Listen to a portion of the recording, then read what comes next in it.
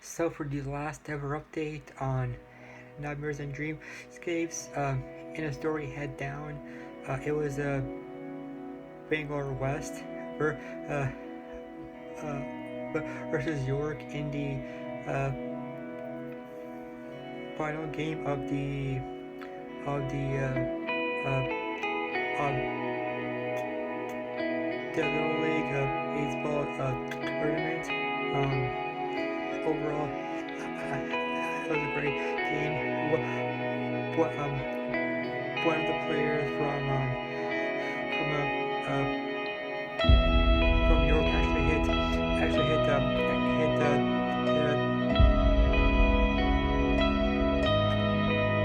the boys in York the hard pitch, and so they went in it again to sort of heal, and the fans were getting very angry at him because they felt he was playing rough and he wanted him off the field before he could hurt or injure anyone else.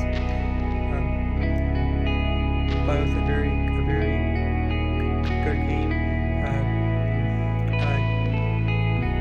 York basically dominated the whole game, and I figured we were going to win, but Bangor West what what the key player hit a ball right out of the field to win the game for Bangor West at the end of the game in the final match. It was Bangor 11 to York 8. So obviously, Bangor West was your 1989 main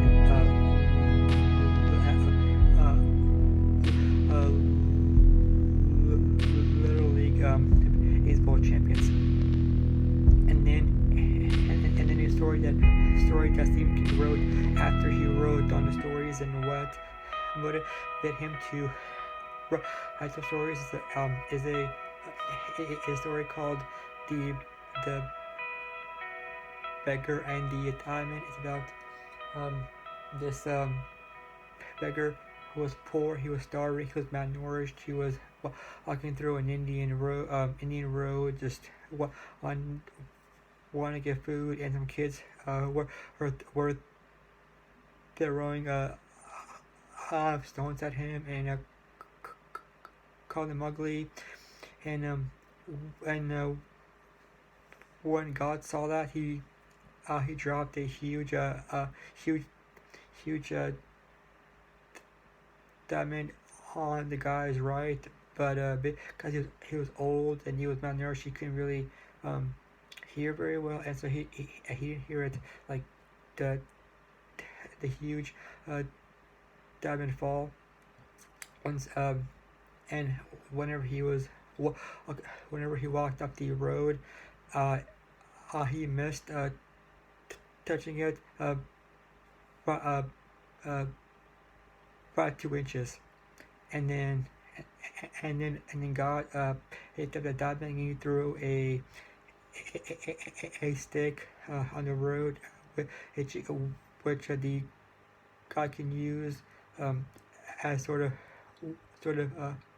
walking stick, and yeah, the notes were about the stories that every story in the book, and what motivated Stephen King to write them. For example, he wrote the Owens Cadillac when when when he was driving through the highway, and a he saw a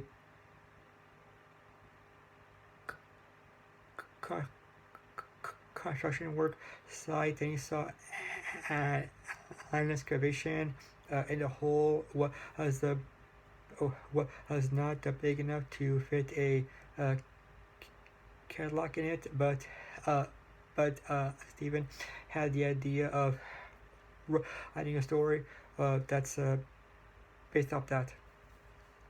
And yeah, that's the last update on the book. I'm not gonna be reading a book for a while just because I'm busy with work. I have 2 jobs now. So sorry for those of you who the book blogs. I enjoyed making them and sort of preparing preparing up for them. But yeah, it's been a good book, been a very long book. But I'm gonna be taking a break for a while from it. And then for the health article, it's about this guy from Texas who was only 26 years old, and when he was at work, he works at a day daycare in Houston. He hit his foot on something. He noticed some some some swelling, and if he does after that, he saw a blister which he felt was just by his shoes. But one night, the blister had actually covered his entire foot.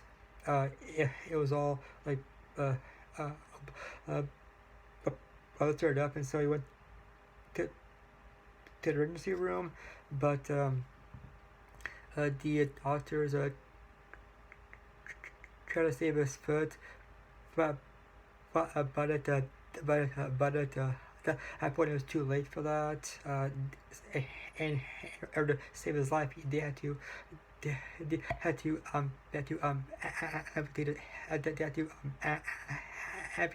amputate his foot to save his life.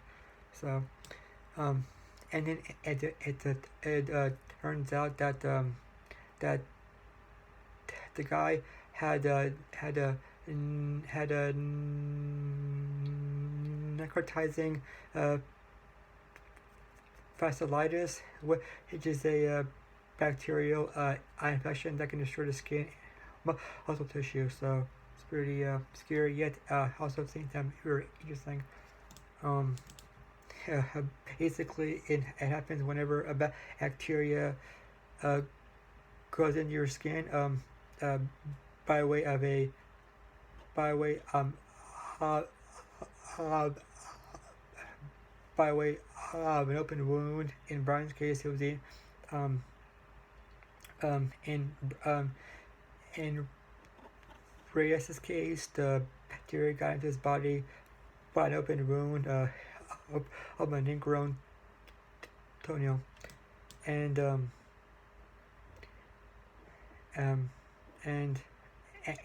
his family has created a